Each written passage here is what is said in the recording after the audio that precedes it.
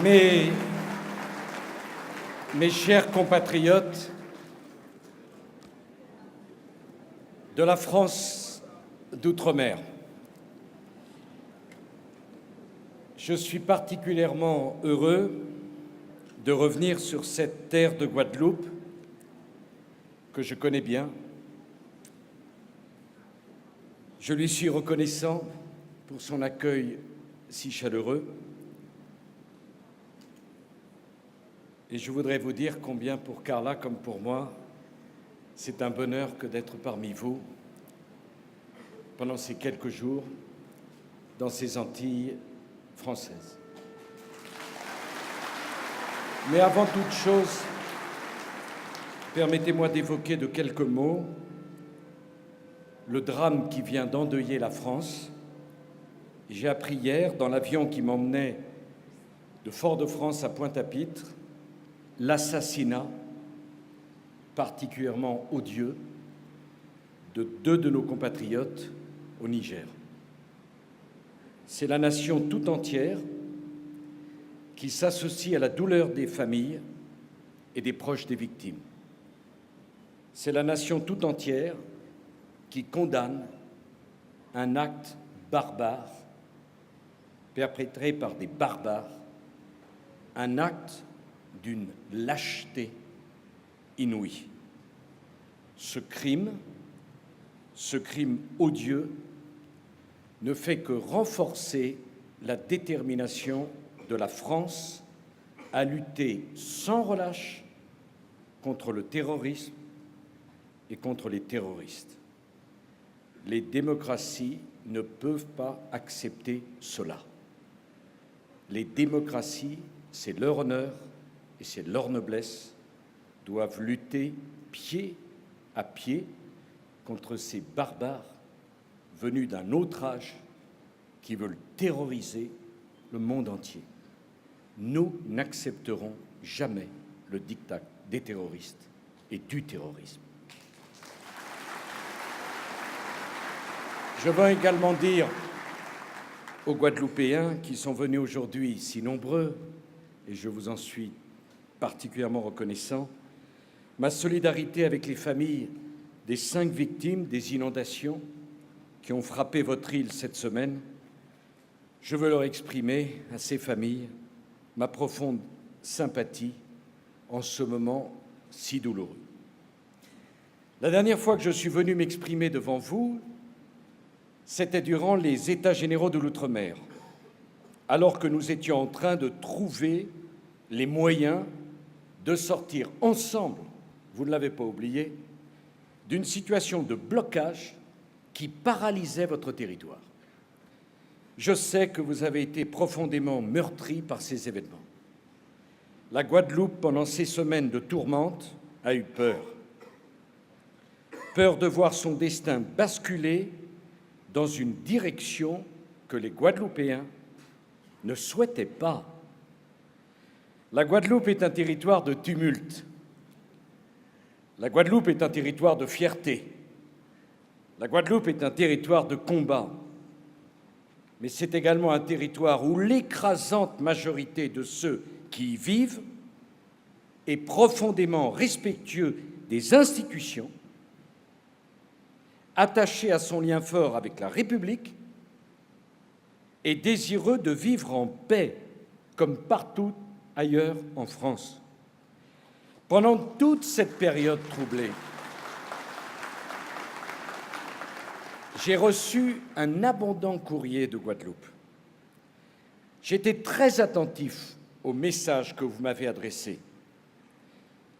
J'ai compris votre inquiétude et votre souhait que soit restaurée l'autorité de l'État.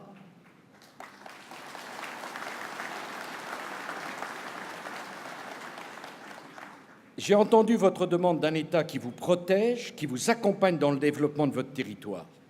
Et désormais, il faut à la Guadeloupe de la stabilité et de l'apaisement.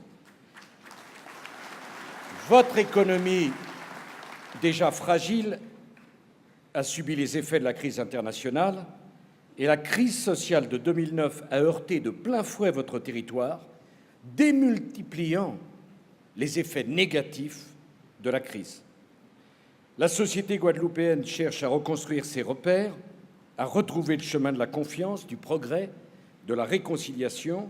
Les Guadeloupéens veulent se retrouver et veulent par-dessus tout restaurer l'image de la Guadeloupe qu'une petite minorité a malheureusement abîmée.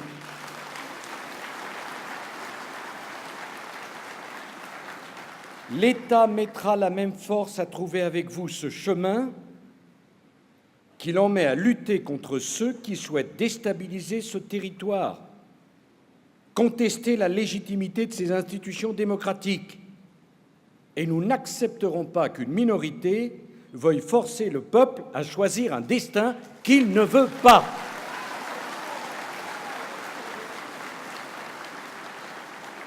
Que cela soit clair entre nous, mes chers amis guadeloupéens, je ne laisserai personne proposer et décider de votre avenir sans votre consentement.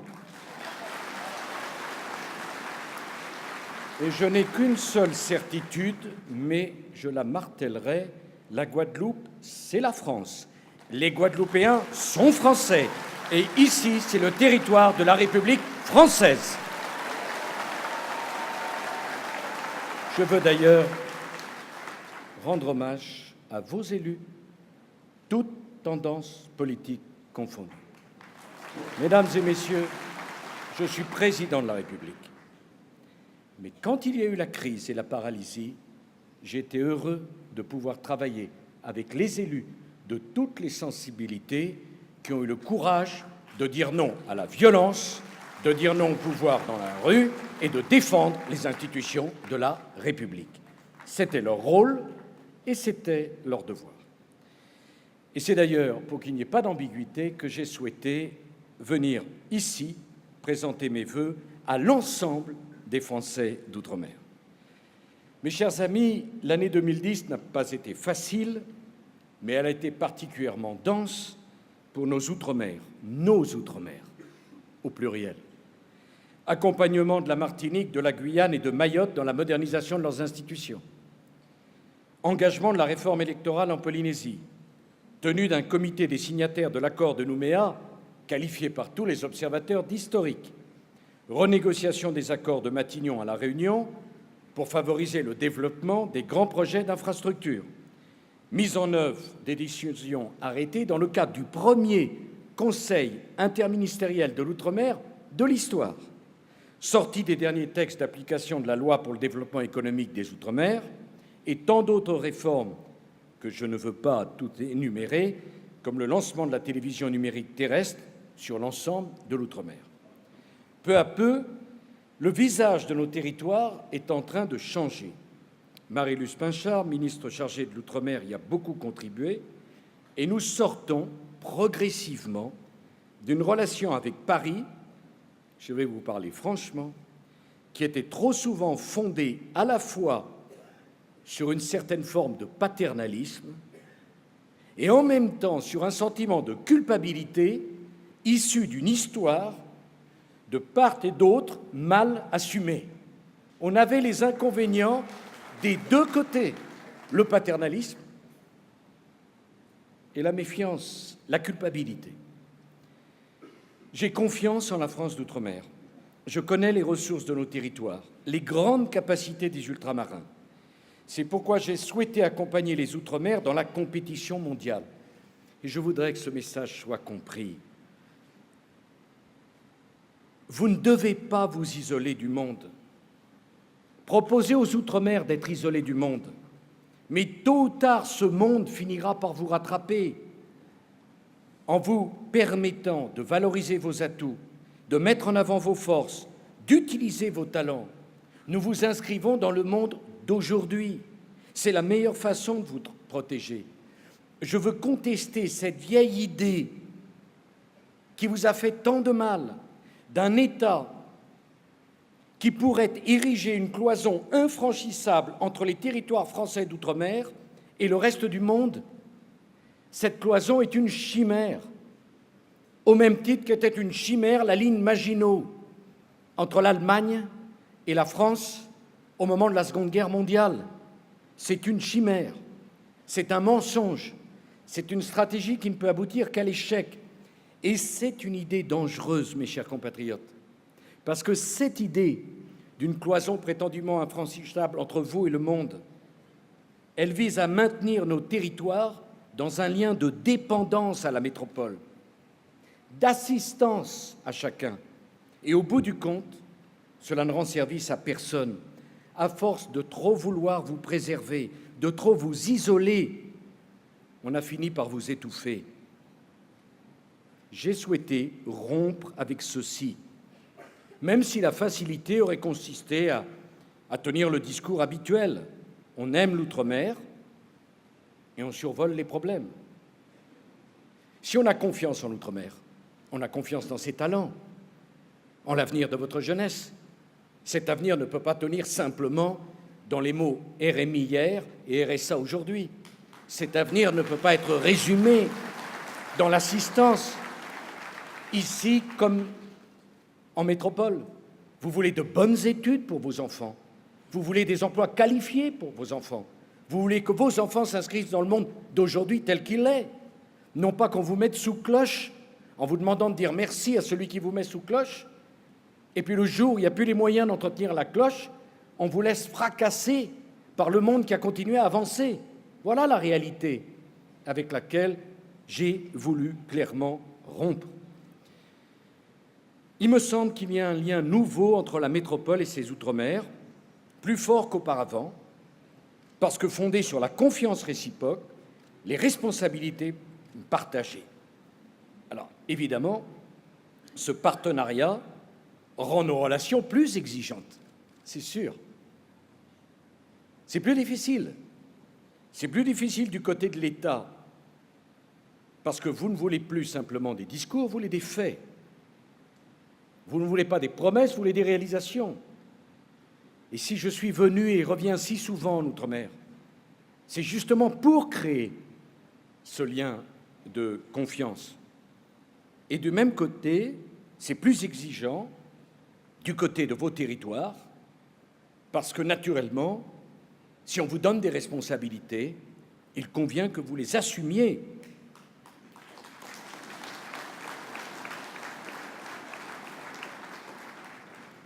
Là encore, vous connaissez la situation budgétaire de la France, les déficits et l'endettement. Et je suis venu vous tenir un discours de vérité. Je ne peux pas, d'un côté, dire à l'ensemble de l'État et de la République française « faites des efforts pour réduire les déficits » et dire « l'outre-mer, on n'y touche pas ». Nous avons, avec le Premier ministre, imposé 10 milliards d'euros d'économies sur le budget de la nation. Si j'avais dit « les efforts, c'est pour tout le monde, sauf pour l'outre-mer », à ce moment-là, certains, toujours les mêmes, auraient stigmatisé l'outre-mer en affirmant « regardez l'outre-mer, c'est un fardeau ». Et par conséquent, il me semble que la responsabilité, c'est de considérer l'outre-mer comme un élément de la République, pas à part. J'ai donc demandé des efforts à chacun. Dans la dernière loi de finances, nous avons dû aménager les dispositions relatives à l'énergie photovoltaïque outre-mer, l'avantage fiscal sur une partie de la défiscalisation, mais je veux rappeler à cet égard que dans les deux cas, c'est le contribuable métropolitain en quête d'optimisation fiscale qui va voir reposer sur lui la quasi-totalité de l'effort, dans le même temps où nous avons tenu à protéger le financement du logement social, qui est une priorité à mes yeux, et où nous avons tenu à rendre opérationnelle l'aide à la rénovation des chambres d'hôtel. Je veux que là aussi les choses soient claires entre nous. La défiscalisation demeure l'outil le plus efficace pour le financement du développement économique outre-mer, en tout cas en l'état actuel du réseau bancaire. Parce que je connais vos difficultés pour obtenir des banques, des engagements financiers. Il est vrai que dans notre pays, c'est spécialement vrai en outre-mer, on est tout à fait volontaire pour prêter à ceux qui n'en ont pas besoin. Et donc la défiscalisation est un élément qui vient naturellement compenser ceci. Donc je protégerai cette défiscalisation parce que j'y crois et que c'est le seul moyen de créer de la richesse ici. Mais je ne peux pas venir en disant, sur les 10 milliards d'économies, je ne peux pas dire à la communauté nationale, nous n'avons rien demandé à l'ensemble des Outre-mer, il y a un effort spécifique de 300 millions d'euros qui vous a été demandé. Compte tenu du poids démographique des Outre-mer dans l'ensemble national, c'est un effort qui ne remet nullement en cause notre politique à l'égard de vos territoires. Je sais, il aurait mieux valu ne pas le dire, c'est jamais le moment, mais à force de ne rien dire, les gens considèrent qu'on leur ment, et quand on ment, il n'y a pas la confiance. Et moi, ce que je pense, c'est que la confiance se construit sur un discours qui est un discours de vérité. Ce partenariat nouveau trouve sa traduction en matière institutionnelle. Mayotte, que n'ai-je entendu sur le sujet?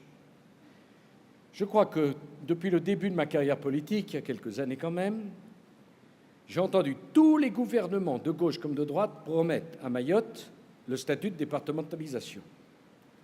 Et quand je suis devenu président de la République, je me suis dit, tiens, ça doit être fait. Ça a été tellement promis. Maintenant, ça restait à faire. Mayotte et ses habitants ont manifesté à d'innombrables reprises la volonté d'être français. Est-ce que la France doit leur fermer la porte? Ma réponse est clairement non. Et donc, Mayotte sera officiellement le 101e département français au mois de mars prochain. J'en suis heureux pour l'île et je considère que là aussi, que ceux qui n'y croient pas, et c'est leur droit, aient le courage de dire qu'ils sont contre. Mais dire « je suis pour la départementalisation » et ne pas la faire, ça c'est un raisonnement que je conteste. On peut parfaitement être contre la départementalisation, je suis pour. Mais si on est pour, on le fait. Ce problème est donc réglé au mois de mars prochain. La Martinique et la Guyane, 2 référendums, un fameux débat. Les électeurs de ces 2 collectivités m'ont demandé de fusionner département et région en une collectivité unique. C'était il y a 1 an, jour pour jour. Eh bien, le texte est prêt, il est soumis à l'avis du Conseil d'État et le projet de loi sera présenté au dernier Conseil des ministres du mois de janvier.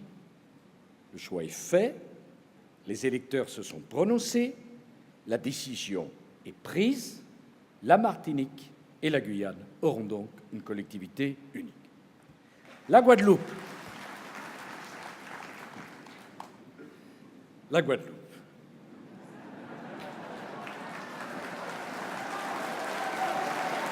Là, c'est déloyal. Je suis en Guadeloupe. La Guadeloupe. Vos élus, réunis en congrès le 28 décembre dernier, ont demandé à l'État des adaptations à la loi portant réforme des collectivités territoriales. Celle-ci, vous savez, régit désormais le droit commun des collectivités locales pour la France entière. Vos élus souhaitent que soient appliquées en Guadeloupe des règles spécifiques, distinctes de celles du reste de la France, s'agissant du nombre de conseillers territoriaux et du mode de scrutin, dont j'ai cru comprendre qu'ils souhaitent qu'il fasse une large place à la représentation proportionnelle. Les élus de Guadeloupe n'ont donc pas fait le même choix que les élus martiniquais et guyanais qui ont souhaité une collectivité unique. C'est leur droit. Et je voudrais préciser que ma conviction la plus intime, c'est qu'en matière institutionnelle, les différences d'organisation entre chaque territoire ne me posent aucun problème. Écoutez, l'unité n'est pas l'uniformité. Et le jour où on veut mettre tout le monde dans l'uniformité, c'est à ce moment-là qu'on casse l'unité. C'est vraiment quelque chose sur quoi j'aimerais vous convaincre. À partir de ce moment-là,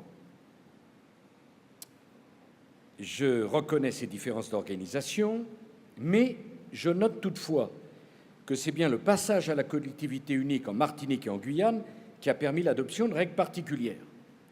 La question posée est donc en réalité de savoir jusqu'où l'on peut adapter le droit de la République outre-mer sans passer par l'une des évolutions institutionnelle explicitement prévue par notre Constitution et qui nécessite par ailleurs le consentement des électeurs consultés par référendum. C'est bien sûr, c'est une question de droit, mais c'est également une question de principe.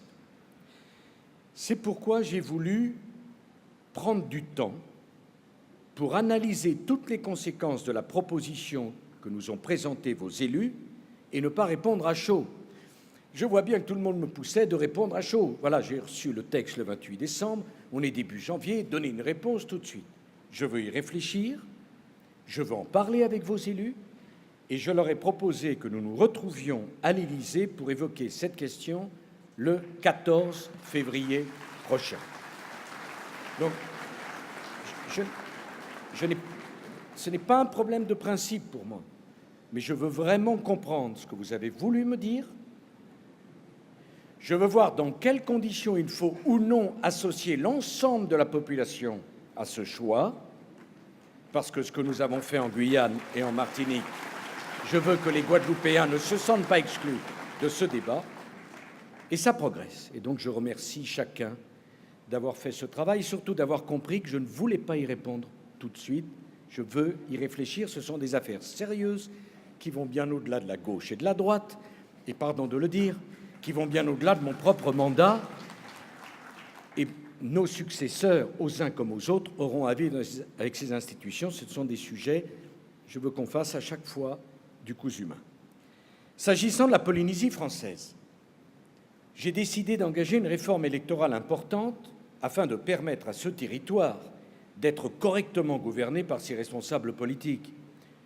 Écoutez, en Polynésie française, sur les 3 dernières années, toutes les alliances y ont été essayées sous les yeux de Polynésiens qui regardent impuissants le spectacle de leurs dirigeants qui s'entre-déchirent sur fond de crise économique dramatique.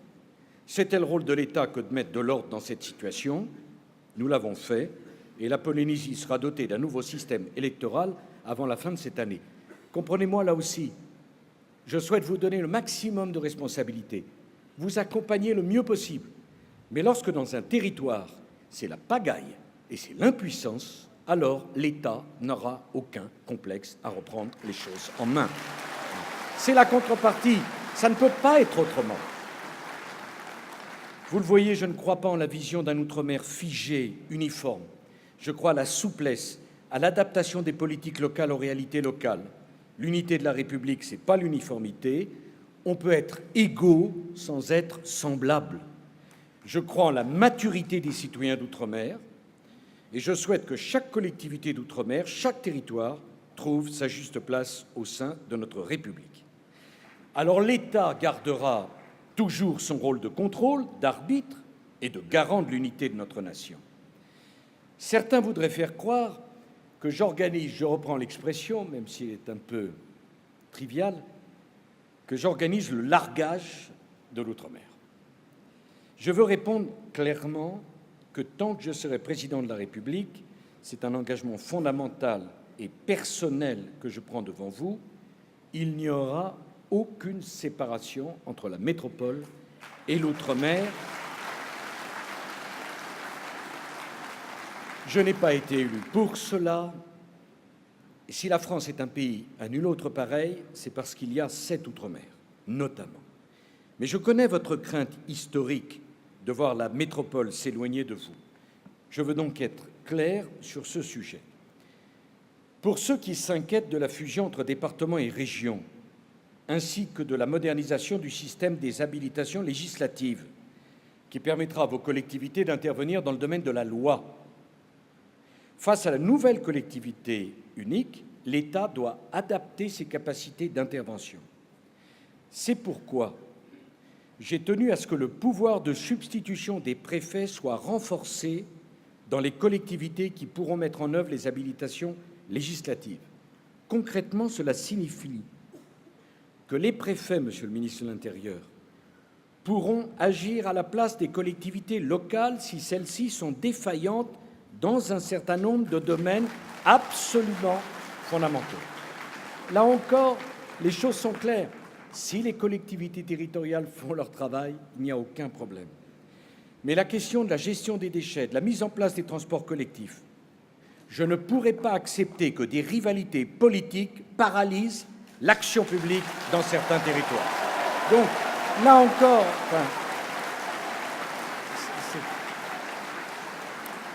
je veux là encore, je suis désolé de ce discours qui peut apparaître très sérieux, mais après tout, c'est sérieux si on discute. Il y a une cohérence absolue à mes yeux. Plus de pouvoir pour vous et pour vos élus, plus d'autonomie pour vous. Mais si les collectivités et les élus sont paralysés par des règlements de compte politiques, à ce moment-là, l'État fera le travail des collectivités. Je crois que c'est très simple, il y a une règle du jeu. Il ne peut pas y avoir un discours. C'est très facile, le discours de l'autonomie. Pour chacun d'entre nous, confier des responsabilités, il faut les assumer. Je crois que c'est très important qu'on se comprenne. J'ajoute, comme je m'y étais engagé, que nous allons faire en sorte que l'État, sur vos territoires, mette fin à quelque chose qui m'a toujours choqué. Je souhaite que le visage de l'État ressemble à la diversité des populations dont nous avons à nous occuper. C'est un problème. Souvent, j'entends dire « Ah, la police française, c'est bien parce qu'elle répond à la diversité de la population ». C'est vrai, au niveau de l'agent ou du fonctionnaire de base. C'est faux au niveau du commissaire de police ou du directeur de l'action publique. C'est vrai au niveau de l'agent à la base, ce n'est pas vrai au niveau des cadres. Je souhaite que cela change profondément. En Nouvelle-Calédonie, j'ai tenu à nommer auprès du représentant de l'État un sous-préfet issu de la communauté kanak. Je suis persuadé que les Kanaks et les Caldoches ont un intérêt mutuel à s'entendre et à travailler ensemble au développement de la Nouvelle-Calédonie. Mais si, dans les cadres de l'État, il n'y a jamais un seul Kanak, comment voulez-vous que la communauté kanak se retrouve dans l'État qui est censé le représenter? Il m'a semblé également souhaitable de désigner des sous-préfets en charge de la cohésion sociale, qui sont pour la plupart originaires de l'outre-mer. Et j'ai voulu aller plus loin. Désormais, chaque nomination outre-mer de haut niveau, se fera avec l'accord écrit de la ministre de l'Outre-mer. L'administration, je veux être compris là aussi, doit dorénavant faire la démonstration pour chaque nomination d'importance sur vos territoires qu'il n'existait pas d'ultramarins ayant les compétences requises pour assumer le poste. Qu'on ne me fasse pas le mauvais procès que j'ai déjà connu tant de fois dans ma vie politique. Naturellement que c'est la compétence qui prime. Bien sûr, républicain je suis, républicain je demeure. Mais je le dis, à niveau de compétence égale, nous donnerons la priorité à celui qui est originaire d'outre-mer et nous le ferons tant que le retard ne sera pas comblé s'agissant des jeunes ultramarins dans l'appareil de l'État. Il y a un moment donné où une politique volontariste doit rééquilibrer les choses. C'est trop facile de me dire « Ah, il n'y a pas d'ultramarins intéressés par le poste. Il n'y a pas d'ultramarins qui ont la compétence pour le poste. » C'est exactement ce que l'on disait pour la place des femmes dans les responsabilités de l'État. On aurait bien voulu nommer des femmes préfets, des femmes ministres, des femmes directeurs, mais malheureusement, il n'y en avait pas. Voilà, c'est l'éternel recommencement. Chaque fois, tous ceux qui sont en place s'organisent. Non, ce n'est pas vous qui êtes visé, monsieur le préfet, pas vous seul. Mais je veux que là aussi, il y ait une espérance. Je ne veux pas que tant de nos compatriotes passent leur vie à espérer revenir dans les îles, et quand ils reviennent, ils n'ont plus la passion pour le métier et ils considèrent qu'ils ont fait le maximum. Je veux que l'État ressemble à la diversité de la population. J'ajoute que les choses sont en train d'évoluer. Nous avons réformé les concours des grandes écoles pour faire une place à une meilleure équité face aux épreuves et je continuerai à développer la diversité des profils s'agissant de l'appareil de l'État. Un mot sur le domaine économique. Comme vous le savez, je crois beaucoup aux capacités de développement endogène de vos territoires. Il faut que je m'explique sur cette expression développement endogène. Certains ont dit, finalement, ce qu'il veut, c'est débrouillez-vous tout seul. C'est simplement le contraire. Je veux réduire la part de produits qui viennent de métropole ou d'Europe pour être consommés sur place. Je veux vous donner les moyens de créer les entreprises capables d'alimenter votre territoire et pourquoi pas votre environnement régional. Je ne peux pas me satisfaire, je le dis sous le contrôle du ministre de l'Agriculture, que la quasi-totalité de la viande consommée sur vos îles est importée de fort loin. Alors après, on me dit c'est cher.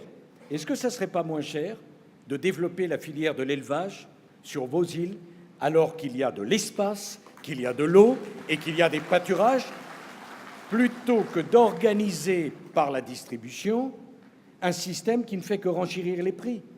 L'agriculture ultramarine est un élément absolument décisif de la diversité de production dans vos îles. Notre idée, c'est que vous puissiez créer davantage de valeur ajoutée. Alors, naturellement, ce n'est pas facile, mais j'ai le sentiment que jamais on n'a concentré les moyens de l'État et des collectivités locales sur cet objectif. C'est fantastique de voir quand tous les acteurs se mettent d'accord. J'étais hier en Martinique. C'est la première fois dans mes innombrables déplacements que j'ai vu, et je m'en réjouis, une Martinique maintenant décidée à faire du tourisme une priorité. Mais c'est quand même une évidence quand on voit vos îles. Et je veux m'inscrire en faux. Servir n'est pas s'asservir. Tournons la page de notre histoire. Le seul asservissement, c'est le chômage, c'est la pauvreté, c'est l'absence d'études pour vos enfants. Ce n'est pas un asservissement que vos paradis, que sont ces îles, soient visités. Quand je vois que vous n'avez que 2% dans la Caraïbe, 2% des touristes de la Caraïbe pour les Antilles, je me dis qu'il y a quelque chose à faire et que finalement, c'est un choix déterminé. Alors, j'avais pendant la campagne présidentielle provoqué un débat en disant que je ne croyais pas aux zones franches. Je n'y croyais pas parce que vos îles sont des petits territoires. Et en même temps, on exonérait toute forme d'impôt sur des micro-territoires de vos petits territoires. Qui pouvait y comprendre quelque chose? Nous avons créé les zones franches globales. Je suis certain que ça va fonctionner. C'est en place depuis 6 mois. Et dans les zones franches globales, c'est toute l'île qui est en zone franche. Mais c'est vous qui choisissez les secteurs qui sont prioritaires. Ce n'est pas l'État. C'est une petite révolution que nous avons mis en place. J'ajoute pour les commissaires au développement endogène que nous avons choisis avec les ministres. Tous viennent du privé. Tous sont des spécialistes du développement économique. Ils seront rattachés directement à la ministre de l'Outre-mer. Ils vont rencontrer tous les acteurs locaux. Il y en aura un pour chacun de nos territoires. Alors, à peine y a-t-il une idée nouvelle que les spécialistes, et qui ne manquent pas, m'expliquent que ça ne marchera pas, qu'ils vont être en concurrence avec les régions, que les préfets vont leur faire la guerre, que les acteurs locaux ne vont pas faire appel à eux. Soit, on peut toujours partir du principe que rien ne marchera jamais. Mais moi, je suis optimiste, je suis volontariste, je veux que ça marche. Et j'imagine un autre scénario dans lequel tout le monde va essayer, sur ce sujet du développement économique, de tirer dans le même sens. L'État met à votre disposition des catalyseurs de vos énergies, des professionnels dont la spécialité est d'entreprendre. À vous de saisir cette opportunité, à vous de saisir cette chance. Et je crois profondément que cela va fonctionner. Je pourrais continuer longtemps, je ne le ferai pas. Je crois aux partenariats que nous avons engagés en matière agricole, avec notamment des crédits particuliers pour la diversité des productions. Je crois également aux partenariats avec les collectivités territoriales sur les relations internationales.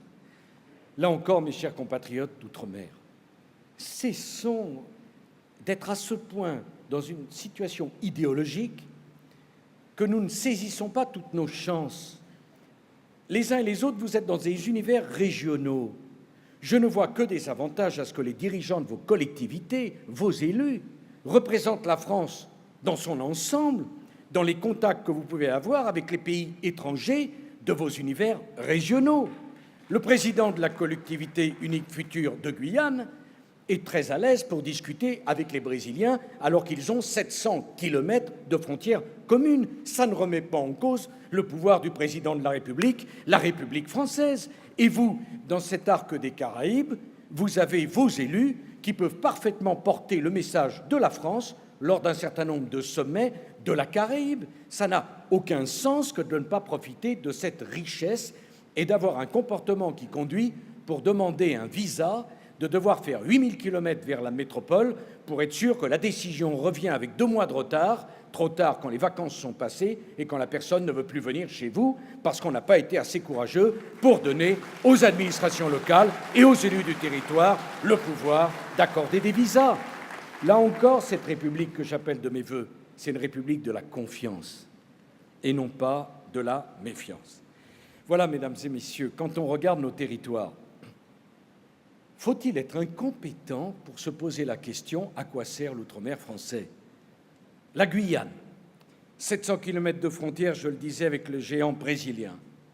Eh bien, je suis très heureux d'aller inaugurer cette année le pont qui va relier la Guyane française avec le Brésil au-dessus de l'Oyapock. Remarquez, il aura fallu 11 ans pour construire le pont. Mais qui peut penser, et je le dis devant mon ami Rodolphe Alexandre, qui peut penser que la Guyane peut se développer sans accrocher son wagon au puissant train brésilien? Qui peut douter que l'opportunité se trouve là?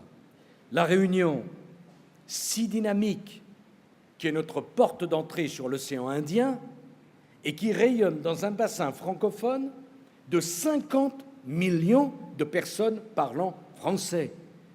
J'ai beaucoup d'ambition pour la Réunion, pour ces universités, pour la formation de ces médecins, qui peut rayonner sur l'ensemble de ce bassin francophone. La Guadeloupe, la Martinique, vous rayonnez sur tout l'arc caribéen, aux côtés de Saint-Barth et de Saint-Martin. Et c'est une chance. Alors on me dit, oui, mais les charges sociales sont plus lourdes chez nous. C'est vrai. Mais permettez-moi de vous dire, quelle île des Caraïbes peut prétendre un niveau de santé et de soins comme celui que vous connaissez? Laquelle? Quelle île peut prétendre un niveau de stabilité politique et de sécurité que celui que vous connaissez? La Polynésie. La Polynésie qui est grande comme l'Europe, avec des paysages parmi les plus beaux du monde. La Nouvelle-Calédonie et ses fantastiques ressources minières.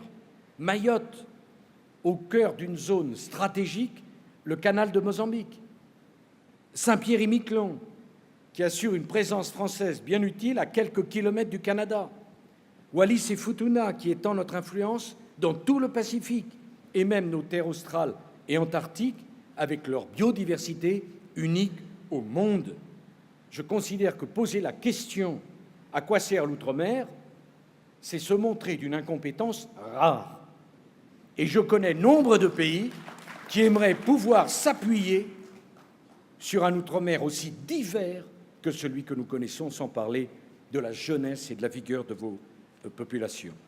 L'outre-mer, c'est une chance considérable, et pour moi, je considère que le message universel de la France fait qu'il existe quelque chose de commun entre un petit garçon de Rodez et une petite fille de Mamoudzou. C'est ça la France, c'est cela la République française qu'il convient de défendre. Cette vision pour l'outre-mer, il ne s'agit pas pour moi de vous imposer un schéma, mais au contraire de mieux vous accompagner dans le choix de votre développement. Alors cette année, j'en terminerai par ceci, sera une année particulière puisque j'ai voulu qu'elle soit l'année des Outre-mer. Et je souhaite que l'ensemble des Français s'approprient l'outre-mer, que chaque Français, à la fin de l'année 2011, ait une vision plus réaliste de nos territoires. J'ai confié cette tâche à Daniel Maximin, qui a beaucoup travaillé avec votre ministre. Un programme très riche sera dévoilé lors d'une conférence de presse à Paris, retransmise sur les antennes d'Outre-mer Première mercredi prochain. Et cette année de l'Outre-mer, je l'ai voulue populaire. J'ai voulu que ce soit une année de respiration des Outre-mer en France. Il vous appartient d'en faire votre année. Chacun pourra organiser un événement dans sa ville, dans son quartier. Je serai moi-même présent à plusieurs manifestations. Je me rendrai à la fin de l'été en Nouvelle-Calédonie pour y ouvrir les Jeux du Pacifique, qui reviennent pour la première fois sur ce territoire depuis le drame d'Ouvéa, quelques mois après la disparition de Jacques Lafleur, pour lequel j'ai dit toute l'affection et la grande estime que je lui portais. Et pour moi, ce sera très émouvant de voir toutes les communautés défiler ensemble derrière un emblème commun, le double drapeau prévu lors du dernier comité des signataires. Je ferai tout pour que la violence ne revienne pas sur le territoire de Nouvelle-Calédonie. Tout. Je serai très fier de mettre à l'honneur, lors du prochain défilé du 14 juillet, nos jeunes des régiments du service militaire adapté, dont nous fêterons le cinquantenaire, tous ces jeunes qui sont réinsérés dans la société grâce au service militaire adapté et qui défileront le 14 juillet sur les Champs-Élysées. Je veux enfin vous dire combien j'ai été touché de l'accord formel des descendants d'Aimé Césaire pour qu'un hommage national lui soit rendu au Panthéon. Ses cendres resteront bien sûr en Martinique, la terre où il a souhaité reposer, mais la nation tout entière honorera la mémoire de l'une des grandes lumières de notre temps, au mois d'avril, dans ce lieu profondément emblématique de notre République. André Breton, parlant de Césaire, disait de sa parole qu'elle était belle comme l'oxygène naissant. Quiconque a parlé avec Césaire comprend ce que ces mots peuvent signifier, et nous veillerons à ce que cette cérémonie allie sobriété de la forme et puissance de l'expression, comme la famille me l'a demandé. Mesdames et messieurs, mes chers compatriotes, je serai très présent à vos côtés, même si la présidence de la France du G8 et du G20 m'amènera à un agenda international intense. Mais je veux que vous compreniez qu'il n'y a pas de différence entre l'action que le gouvernement mène à l'international et l'action que nous menons au national. Défendre la banane antillaise, on la défend tout autant en étant sur votre territoire qu'en négociant dans les grandes négociations internationales, en ne cédant à aucune des demandes du Mercosur. Il faut comprendre cela. Et je voudrais vraiment qu'à la fin de cette action et de mon quinquennat, les Français portent un autre regard sur l'outre-mer. Vous voient comme des gens fiers, compétents, parfaitement inscrits dans le monde d'aujourd'hui, ayant parfaitement digéré leur histoire, n'ayant ni amertume ni revanche, simplement de l'espérance pour eux et pour leurs enfants.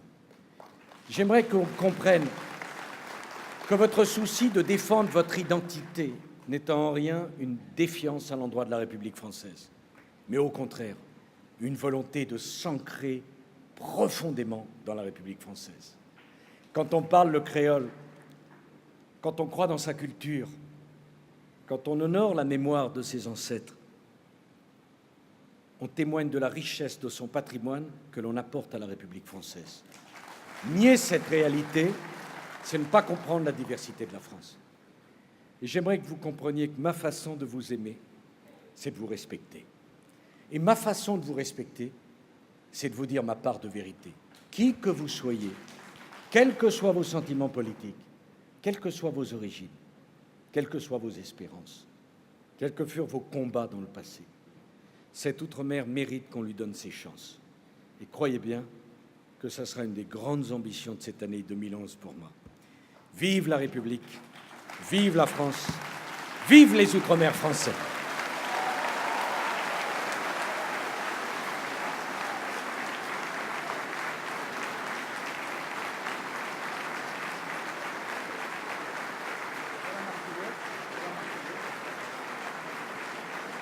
Marseillaise.